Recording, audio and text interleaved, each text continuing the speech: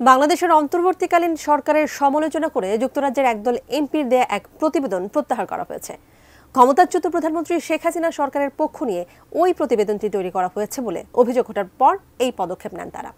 19 জানুয়ারি রোববার এক প্রতিবেদনে এই তথ্য জানিয়েছে ব্রিটিশ সংবাদ মাধ্যম দ্য গার্ডিয়ান। বিস্তারিত ইমতিয়াজ আলমের রিপোর্টে। শেখ হাসিনার ক্ষমতাচ্যুত সরকারের পক্ষে পক্ষপাতমূলক বলে অভিযোগ ওঠার পর বাংলাদেশের বিষয়ে একটি বিতর্কিত প্রতিবেদন প্রত্যাহার করেছে যুক্তরাজ্যের একদল সংসদ সদস্য।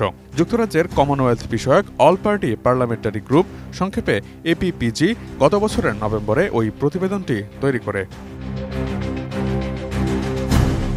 বিতর্কিত ওই প্রতিবেদনে বাংলাদেশের বর্তমান অন্তর্বর্তীকালীন সরকারের সমালোচনা করা হয়, যদিও পরে ওই প্রতিবেদনে উল্লেখিত অনেক তথ্য সঠিক নয় বলে অভিযোগ ওঠে।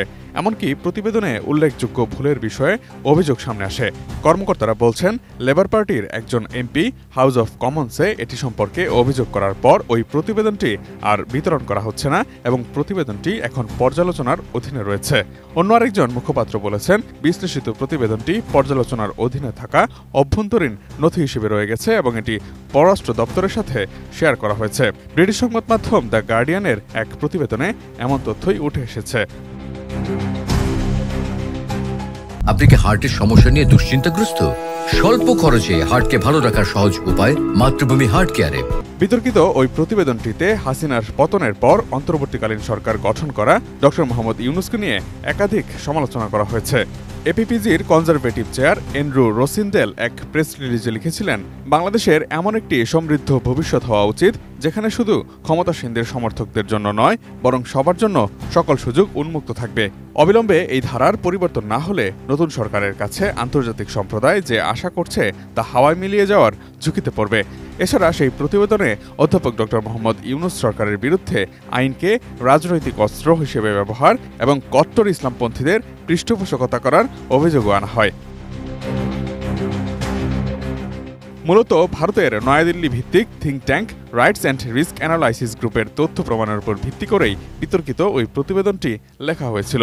প্রত্যাহার করে নেওয়া সেই প্রতিবেদনে আরও বলা হয়েছে, আমরা প্রমাণ পেয়েছি সাবেক মন্ত্রী, আওয়ামী লীগ নেতা, এমপি, সাবেক বিচারক, স্কলার, আইনজীবী এবং সাংবাদিকদের বিরুদ্ধে এত বেশি সংখ্যায় হত্যার অভিযোগ আনা হচ্ছে যে সেগুলোর গ্রহণযোগ্যতা নিয়ে প্রশ্ন উঠছে। মিথ্যে তথ্যে ভরপুর এবং ক্ষমতাচ্যুত শেখ হাসিনার সরকারের প্রতি পক্ষপাতদুষ্ট উল্লেখ করে বিশেষজ্ঞরাও এই রিপোর্টের সমালোচনা করেছেন।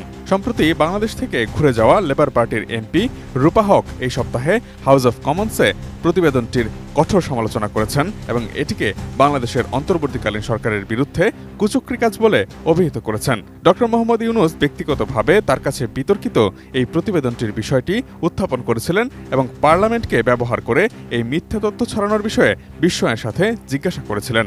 লন্ডনের school of oriental and African স্টাডিজের অধ্যাপক নাওমি হোসেন বলেছেন, প্রতিবেদনটিতে মৌলিক ত্রুটি রয়েছে।